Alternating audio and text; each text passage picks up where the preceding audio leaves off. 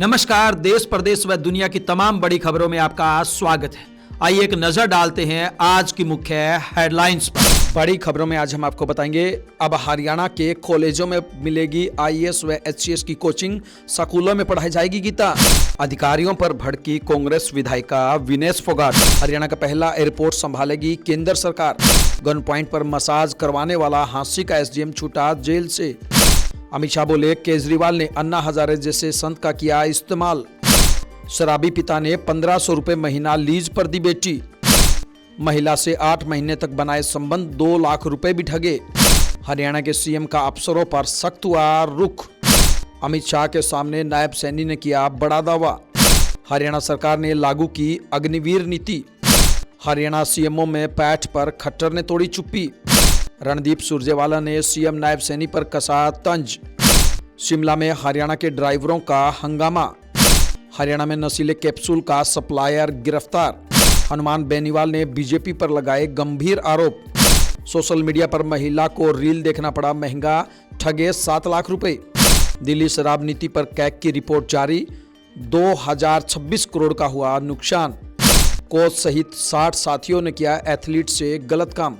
योगी बोले, कमजोर होंगे तो अंजाम बहन बेटियां भुगतेगी।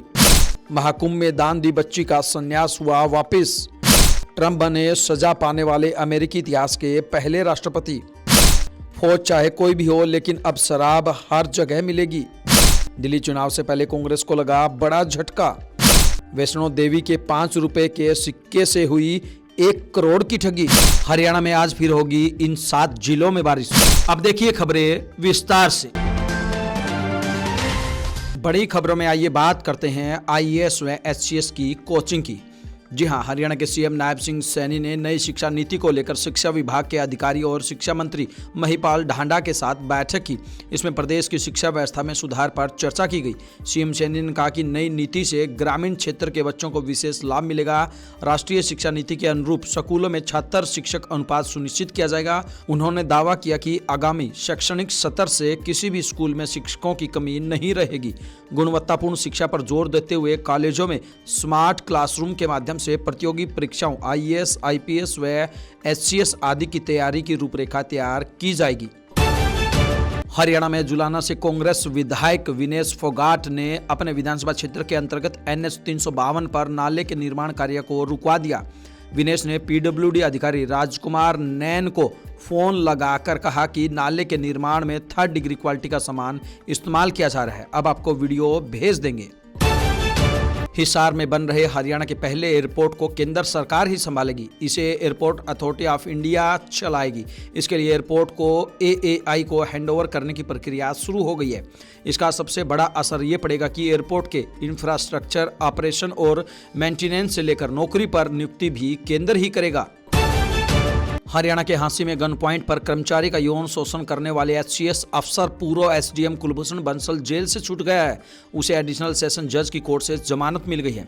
बंसल पर आरोप लगे थे कि वह हांसी का एसडीएम रहते एक चपरासी को पिस्टल से डराकर उससे मसाज कराता था।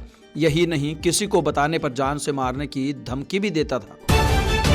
दिल्ली में गृह मंत्री अमित शाह ने झुग्गी बस्ती प्रधान सम्मेलन में कहा कि दिल्ली के झुग्गीवासी झूठे वादे करने वाले अरविंद केजरीवाल को सबक सिखाने जा रहे हैं। 5 फरवरी दिल्ली का आपदा से मुक्ति का दिन है। इस दिन दिल्ली को करप्शन से मुक्ति मिलेगी। आप सरकार ने दिल्ली को नरक बनाने का काम किया है। उन्होंने कहा कि केजरीवाल ने अन्ना जैसे संत का भी इस्तेमाल किया था। उदयपुर की झाड़ोल तहसील के गांव की रहने वाली सरकारी स्कूल में पढ़ती थी। उसी स्कूल के टीचर रहे दुर्गाराम चौधरी ने बताया कि एक एजेंट छात्रा को गुजरात में फार्म हाउस में मजदूरी के लिए ले गया था, लेकिन वहां उस बच्ची के साथ जो हुआ वो सुनकर मैं दंग रह गया हूं। मेरे स्कूल की स्टूडेंट थी। 1 साल बाद घर लौटने पर मैं उस बच्ची से मिलने उसके घर पर गया।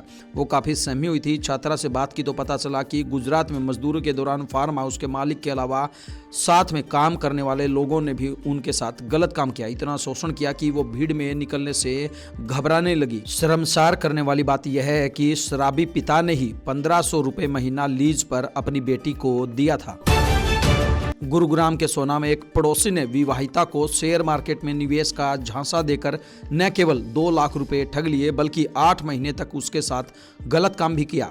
महिला के पति के ट्रक की बॉडी का काम करने का फायदा उठाते हुए आरोपी ने महिला से पैसे भी हड़प लिए। इतना ही नहीं, आरोपी ने अपने दोस्तों के साथ मिलकर पीड़िता के पति की आवाजाही पर नजर रखी ताकि वह अपनी करतूतों को अंजाम दे सके। हरियाणा के मुख्यमंत्री नायब सिंह सैनी ने मंडलायुक्तों और जिला उपायुक्तों के साथ समीक्षा बैठक में सख्त रुख अपनाया। बैठक के दौरान उन्होंने स्पष्ट किया कि अधिकारी आम जनता से जुड़े कार्यों पर विशेष ध्यान देकर तत्परता दिखाएं और निर्धारित समय में उनके कामों को पूरा करें। इसके साथ ही अधिकारी जनसंपर्क बढ़ाएं और यथासंभव जनता से संवाद बनाए रखें। बैठक में सीएम ने कहा कि कार्यालय, कैंप कार्यालयों के अलावा गांव में एक रात रुककर जनता से मिलें और उनकी समस्याएं जानें तथा उनके अनुसार काम करें। आइए बात करते हैं अमित शाह की मीटिंग में क्या बोले सीएम नायब सैनी। जी हां, हरियाणा में बढ़ते नशे पर अंकुश लगाया जाएगा। ड्रग तस्करी की बढ़ती समस्या और राष्ट्रीय सुरक्षा पर इसके पड़ने वाले प्रभावों से निपटने के लिए केंद्रीय गृह मंत्री अमित शाह के द्वारा बुलाई गई मीटिंग में मुख्यमंत्री नायब सैनी शामिल हुए।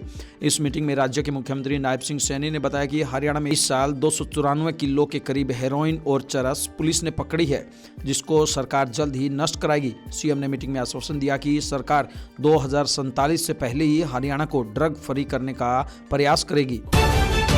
हरियाणा सरकार ने सेना के अग्निवीरों के लिए हरियाणा अग्निवीर नीति 2024 लागू कर दी है।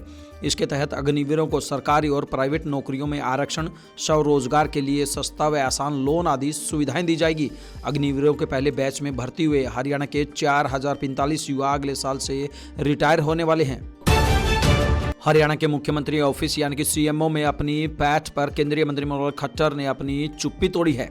उन्होंने कहा कि तालमेल बनाते हुए बीजेपी चीजों को आगे बढ़ाती है। बता दें कि 3 दिन पहले परवीन अत्रे को सीएम नायब सैनी का मीडिया सचिव, तरुण भंडारी को राजनीतिक सचिव और वीरेंद्र सिंह बड़खालसा को सीएम का ओएसडी लगाया गया था। अत्रे और भंडारी पहले भी खट्टर के सीएम रहते इन्हीं पदों पर कायम रहे थे। वहीं बड़खालसा भी सीएमओ में ही नियुक्त थे। कांग्रेस के राष्ट्रीय महासचिव रणदीप सिंह सुरजेवाला ने हरियाणा के मुख्यमंत्री नायब सैनी की कार्यशैली पर सवाल उठाए हैं। उन्होंने सोशल मीडिया पर की गई एक पोस्ट में मुख्यमंत्री नायब सैनी की कार्यशैली को एक हाथ में शासन की पेंसिल और दूसरे हाथ में पेंसिल इरेजर के समान बताया। सुरजेवाला ने कहा कि मुख्यमंत्री नायब सिंह सैनी खुद किए गए वादों को अब मिटाने की कोशिश कर रहे हैं। पोस्ट के साथ साथ उन्होंने मुख्यमंत्री का कच्चे कर्मचारियों को पक्का करने के बयान का वीडियो भी जारी किया है। हम आपको बता दें कि सरकार ने कच्चे कर्मचारियों को पक्का करने का वायदा किया था, लेकिन अब HKRN के तहत लगे कुछ कर्मचारियों को हटा दिया गया है। हिमाचल प्रदेश की राजधानी शिमला में पर्यटकों की गुंडागर्दी के 2 अलग अलग मामले सामने आए हैं। दोनों घटनाओं में जहां हरियाणा से आए कुछ नशे में धुत पर्यटकों ने लोगों के साथ मारपीट और गाली गलौज की, जिससे एक घटना में संजौली ढली सड़क पर लंबा जाम लग गया। बता दें कि इससे एक दिन पहले भी शिमला के संजौली क्षेत्र में पर्यटकों के बीच झगड़े की घटना सामने आई थी। हालांकि उस मामले में कोई औपचारिक शिकायत दर्ज नहीं की गई। हरियाणा के हिसार में नशीले पदार्थों के खिलाफ पुलिस की कार्रवाई जारी है। नशा निरोधक पुलिस टीम ने 720 नशीले कैप्सूल की बरामदगी मामले में एक और बड़ी सफलता हासिल की है। पुलिस ने विनोद नगर निवासी नशीले कैप्सूल सप्लायर सुरेश टेलर को गिरफ्तार किया है। हरियाणा के भिवानी जिले में आयोजित प्रेस वार्ता में राष्ट्रीय लोकतांत्रिक पार्टी के प्रमुख और नागौर से सांसद हनुमान बेनीवाल ने कई महत्वपूर्ण मुद्दों पर अपनी बात रखी। उन्होंने कृषि यंत्रों को GST से मुक्त करने की मांग को प्रमुखता से उठाया और कहा कि वे इस मुद्दे को संसद में भी उठाएंगे। बेनीवाल ने भाजपा सरकार पर गंभीर आरोप लगाते हुए कहा कि जिस प्रकार सरकार ने उद्योगों के 16 लाख करोड़ रुपए माफ किए हैं, वहां किसानों के कर्ज माफ क्यों नहीं कर सकती।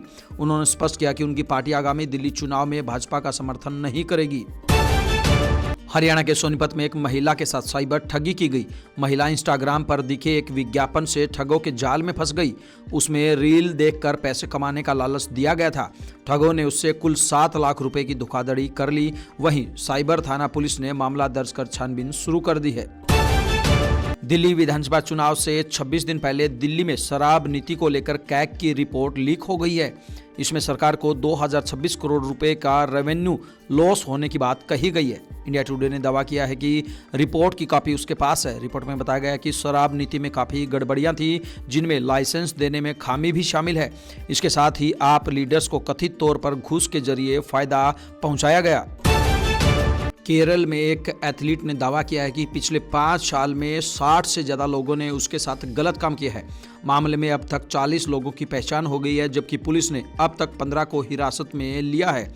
मामले में राष्ट्रीय महिला आयोग ने केरल पुलिस से कड़ी कार्रवाई की मांग करते हुए 3 दिन में रिपोर्ट पेश करने को कहा गया है। पुलिस ने बताया कि पथानामथिट्टा जिले के 2 पुलिस थानों में 5 FIR दर्ज करने के बाद 6 लोगों को गिरफ्तार किया गया है। इसके बाद 9 अन्य को हिरासत में लिया गया। गिरफ्तार आरोपियों में युवती के कोच, साथी एथलीट, क्लासमेट और घर के आसपास रहने वाले लोग शामिल हैं। अयोध्या में रामलला की प्राण प्रतिष्ठा की पहली वर्षगांठ में सीएम योगी भी शामिल हुए। उन्होंने कहा, किन कारणों से हमारे पूज्य आराध्य देव स्थल अपमानित हो रहे थे। अगर हम जाति के नाम पर विभाजित रहेंगे तो इस तरह की अपमानजनक स्थितियों का सामना करना पड़ेगा। हम कमजोर होंगे तो इसका खामियाजा हमारे पूज्य धर्म सतलों व हमारी बहन बेटियों को भी भुगतना पड़ेगा। प्रयागराज महाकुंभ में दीक्षा लेने वाली 13 साल की लड़की का संन्यास 6 दिन में ही वापस हो गया। दीक्षा दिलाने वाले महंत कौशल गिरी को जूना अखाड़े से 7 साल के लिए निष्कासित कर दिया गया। उन्होंने नाबालिग को गलत तरीके से शिष्य बनाया था। अमेरिका के पूर्व राष्ट्रपति डोनाल्ड ट्रंप अमेरिकी इतिहास में सजा पाने वाले पहले राष्ट्रपति बन गए हैं।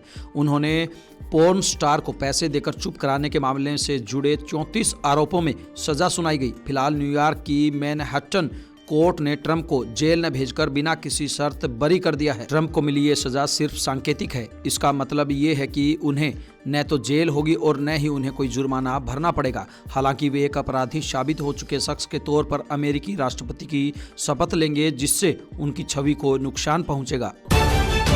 फोर्स चाहे कोई भी हो मगर शराब साझा होगी। जी हाँ, केंद्रीय अर्धसैनिक बलों के अंतर्गत आने वाली विभिन्न फोर्सेज जैसे BSF, CRPF, ITBP और SSB का गठन व उनकी नेचर ऑफ ड्यूटी भले ही अलग रहे, मगर अब इन बलों के जवानों के लिए दारू साझा रहेगी। यह सुविधा केंद्रीय लोक प्रबंधन समाधान के द्वारा उपलब्ध करवाई जाएगी। खास बात है कि इस सुविधा के दायरे में न केवल सर्विंग पर्सनल बल्कि उक्त बलों के रिटायर्ड कर्मी भी शामिल होंगे।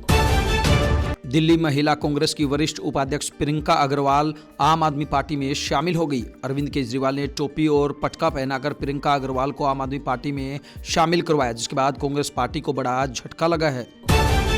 फेसबुक पर वैष्णो देवी का 5 रुपए वाला सिक्का 15 लाख रुपए में खरीदने की रील देखकर मेडिकल क्षेत्र के कालियागढ़ी निवासी दीपक राज साइबर अपराधियों के जाल में फंस गया।